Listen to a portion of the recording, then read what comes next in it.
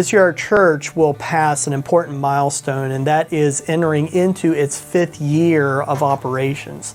And that is a significant number. It's a significant number because it bucks a couple of statistical trends.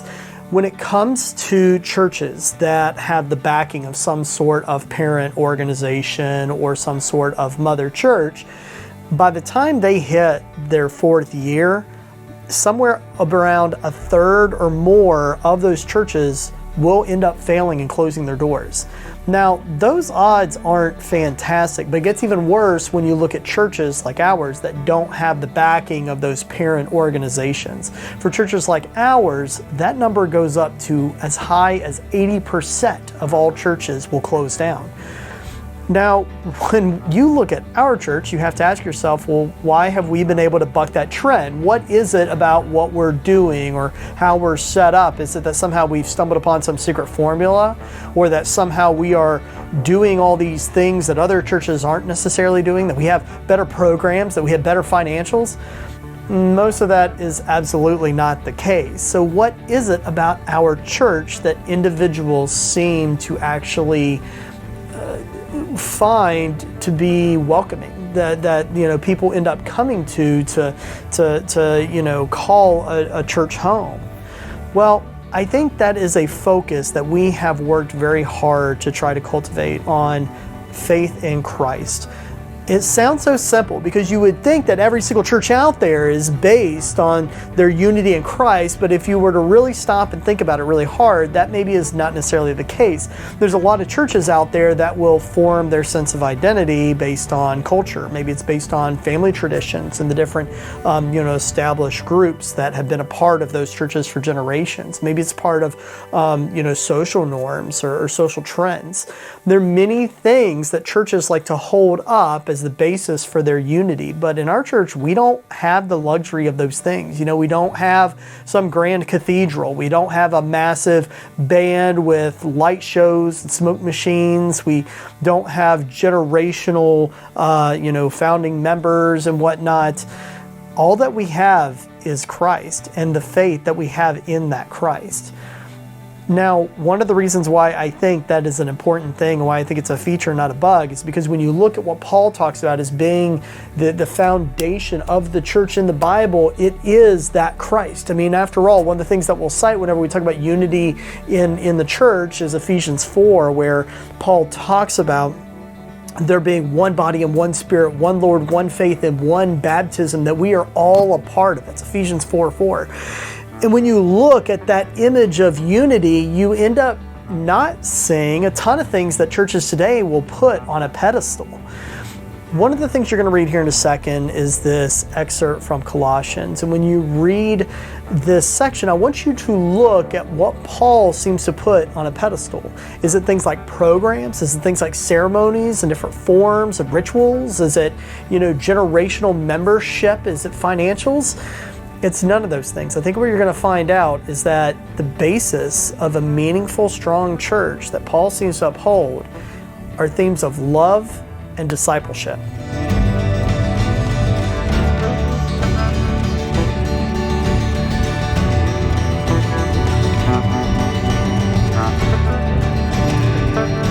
I can tell you, as an individual who has played the game and has danced the dance and sung the song, that it is so easy to get wrapped up into all the different things that people want to make church into. It can be very tempting to try to look at having the best, or to have the biggest, or to have the most modern, or to have the glossiest branding.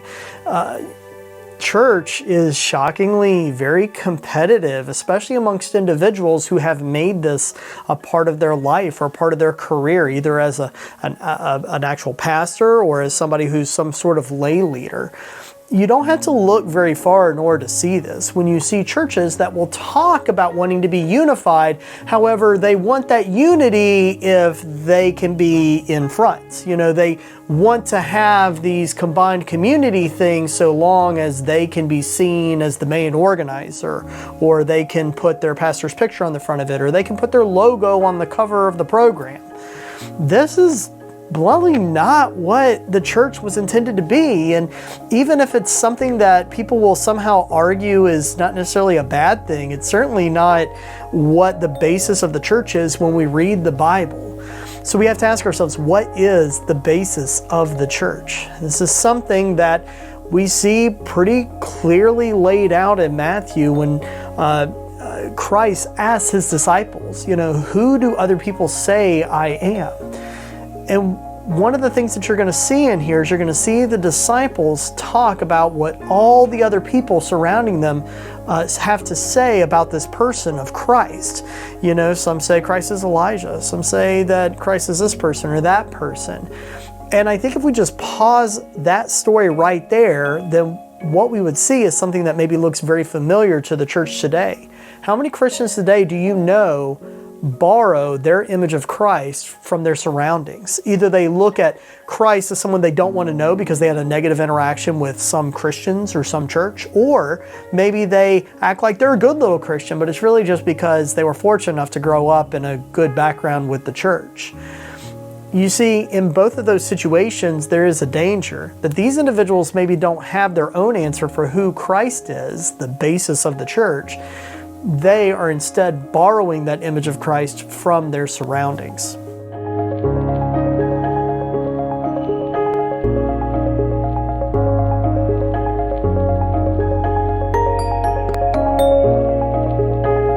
But then, of course, we see Christ turn around to the individual that we know of as Peter and ask the very pointed question, who do you say I am? And that is the million-dollar question. Because you see, no matter what your affiliation is with this church, that church, any other church, we all must answer that question. We cannot borrow our faith. We cannot borrow our salvation. Nobody else can give that to us. I hate to say it. I wish I, as a pastor, could turn around and just give you faith. I wish I could give you salvation. But at the end of the day, you have to ask that question and provide some sort of answer. Who do you say Christ is? What we end up seeing Peter say is something very important, because in Peter's response, we can see the foundation of a strong church. And it's not programs, it's not financials, it's not amenities, it's faith in Jesus Christ.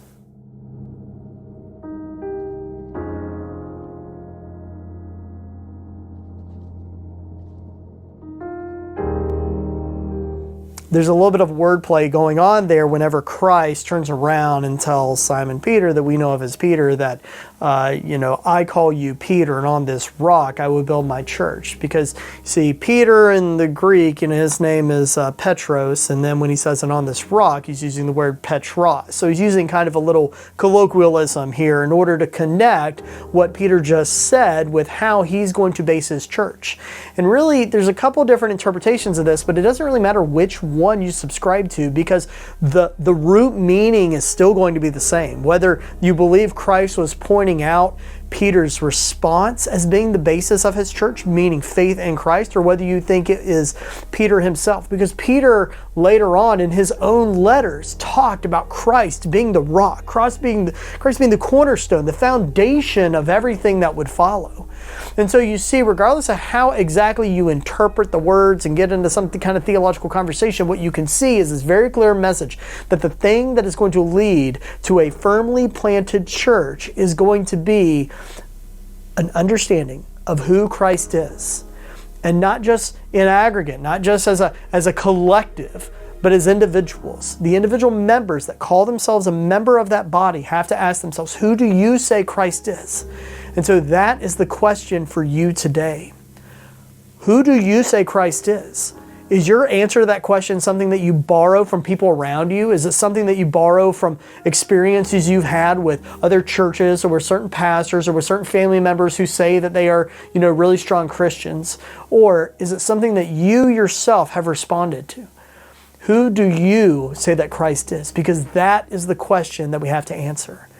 And if we sit here and we answer as Peter did, we know that Jesus Christ is the Lord. He is the Messiah. He is the individual who died knowing who I am, knowing everything that I would become, knowing everything I would struggle with, knowing everything that I may be tempted to do or everything that I may feel guilty about today, knowing all those things, that he would still come to this earth and he would die for my sins so that I could be redeemed and so that I could have a relationship with my Creator. If I have faith in that Christ, that is who Jesus Christ is in my life, then that is a firm foundation for my life, for my entire eternity. And if as a church, we are basing our identity on what Christ has done in our lives and not what we are going to do as some sort of institution, that is going to be something that nothing can stand against. Because Christ is a firm, firm foundation. And against that foundation, nothing will prevail. That's our lesson that I have for today. I hope you're able to get something out of it. Until we can meet again, God bless.